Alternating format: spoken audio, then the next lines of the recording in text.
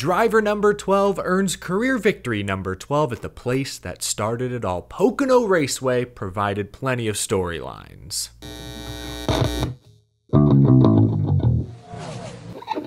How's it going, y'all? My name is Eric. Welcome to Out of the Groove. The Tricky Triangle did not disappoint. Two drivers who've had just miserable seasons tangle. The playoff cut line gap just got quite a bit narrower, and a rare pit road penalty derails Chase Elliott's day. We'll get to all of that and so much more, but let's begin with the race winner. Ryan Blaney gets his second win of the season. It's his 12th victory of his career. It's his second Pocono victory. You'll have to go all the way back to 2017 when Blaney drove for the Wood brothers. His first career victory came at the Tricky Triangle. Team Penske came to play today, and I must admit, I'm in disbelief. The data, both recent and historical, did not suggest Penske would be one of the favorites. Ford in general has not been quite as good as the Chevys or Toyotas at the bigger ovals this season. Their strengths have been the short, flat tracks. Logano winning North Wilkesboro. Cindric winning at Gateway after Blaney faltered. Blaney winning at Iowa. And if you look over the past couple of years, since the next gen was introduced, Team Penske's best Pocono finish was a 20th. And the only reason they scored a top 20 is because the top two finishers were disqualified. Pocono has been perilous for Penske the past couple of seasons. Not today. Ryan Blaney gets the win. Joey Logano scores a top 5. The captain's on a roll. If you go back to that May 19th All-Star race, Joey Logano won. If you include that race, the past 9 Cup Series races, 5 have been won by Penske. For Ryan Blaney specifically, this is his 5th top 10 the past 6 races. He's got 2 wins mixed in there. He's climbed from 12th to I think like 7th in the regular season standings. We'll look at those in a few minutes. And now Ford has answered my big question coming into this stretch. How will they perform at the big ovals? Have they found speed to compete at the big ovals? Clearly, the answer is yes, they have. Blaney wins, Logano top 5, Brad Keselowski finishes just outside the top 5, but probably had a top 5 car. Chris Buescher led a good chunk of this race. Josh Berry, strong in qualifying. This summer stretch leading into the playoffs just got a whole lot more interesting. Beginning of the year, all the talk was Hendrick, Gibbs, Chevy, Toyota. Ford has come to play, and now they're showing that they can win anywhere, any week, anytime, any rules package. Good luck predicting this year's Final Four or round of 8. It's wide open. Track position was key today, and Ryan Blaney's team, led by Jonathan Hassler, played that strategy. At the end of stage 2, Blaney chose to give up third place stage points to pit before the stage end. They stayed out at the start of stage 3, got all of that track position, held their ground when that Todd Gilliland caution came out with about 45 laps to go, and everyone came down to make their final stop. Blaney's team again chose 2 tires, came off second. Got lucky that Kyle Larson and third place Chase Elliott sped on pit road to assume the lead. And then Blaney executed on all the final restarts, that final run, even with 7-time Pocono winner Denny Hamlin starting to bear down on him. Blaney reached and found something extra. Great strategy from Jonathan Hassler, good execution there with 45 laps to go by the pit crew, and great execution by Ryan Blaney down the stretch. A good all-around team effort, a team win. Congratulations to Blaney. The defending champion gets his 2nd win of the season. Now, before we take a look at the top finishers, the point standings, for Kyle Busch and Corey LaJoie, the day got started off on the wrong foot. Both the 7 and the 8 were forced to start at the rear today due to unapproved adjustments. Shoot, Kyle Busch's crew was scrambling just minutes before the command. They had to take the whole underbody off, replace an oil line, had crew members from several different teams chipping in to help out. Thankfully, the car made it to the grid in time. They started the race in the back, and unfortunately, this was just the latest chapter in a series of very unfortunate events for Kyle Busch this season. And of course, it involved Corey LaJoie. Restart with 40 laps to go. Both Busch and LaJoie are towards the back of the pack.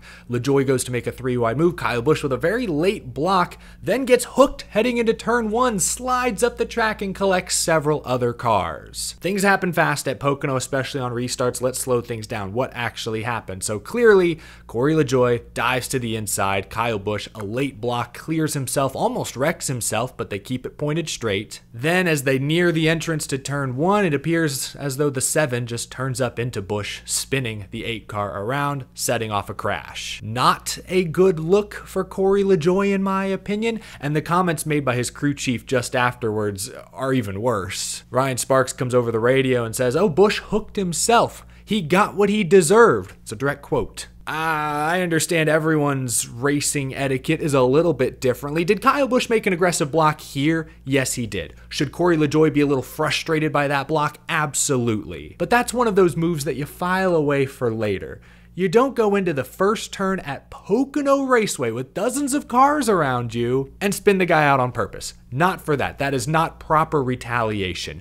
Did Corey LaJoie spin Kyle Busch on purpose? We may never know. Could have been simply a misjudgment. But if that was a misjudgment, it was an egregious error. And unfortunately, I like Corey LaJoie a lot. Good dude.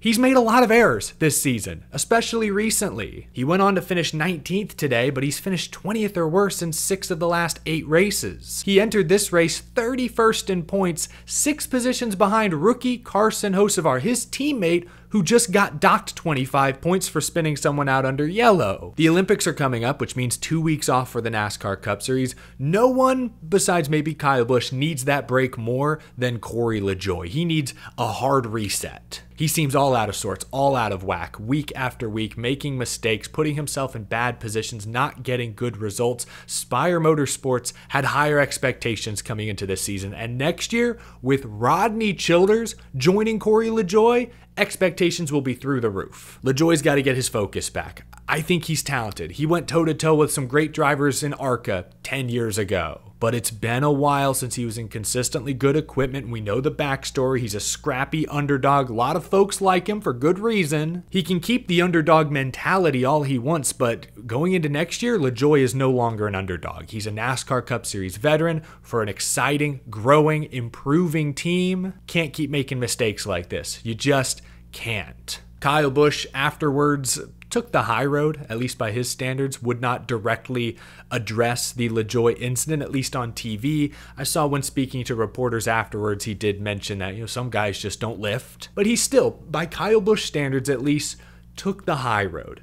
Kyle Busch has struggled himself. He's made plenty of mistakes himself. That block before the crash was borderline a mistake. That team is slow. We've talked about it. Kyle is trying to do a whole lot with not much, and it's not going well. So, like I said, Busch and LaJoie got off on the wrong foot today, tangled during the race. They both desperately need that 2-week break to just get refocused, lock back in. Hate to see so many innocent bystanders destroyed in that crash, but let's move on. Let's look at the top finishers. We already talked about Ryan Blaney. Finishing second, the Pied Piper of Pocono, Denny Hamlin. Won a stage today, still a good points day. He eats into Kyle Larson's regular season point standing lead. And finishing third, how about Alex Bowman? Backs up that big Chicago victory with a solid top 5. Did well in late race restarts, just never had the lead, never had clean air, control of the race the way Ryan Blaney did, but the 48 was fast once again. Great top 5 for Alex. Good race for William Byron. He's been hard to judge the past few weeks, been very up and down, very inconsistent, but today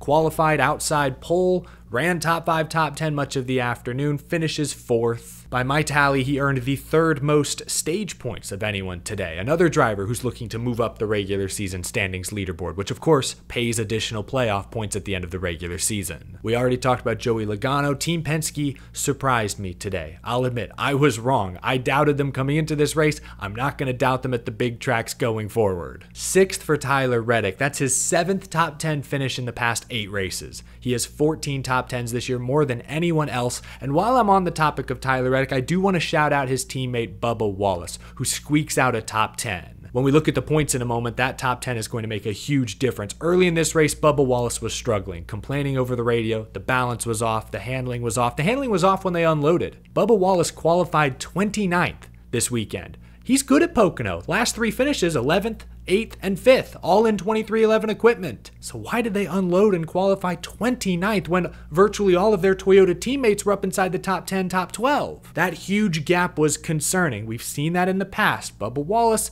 he's had some good runs, some good results, but typically lags behind his teammates.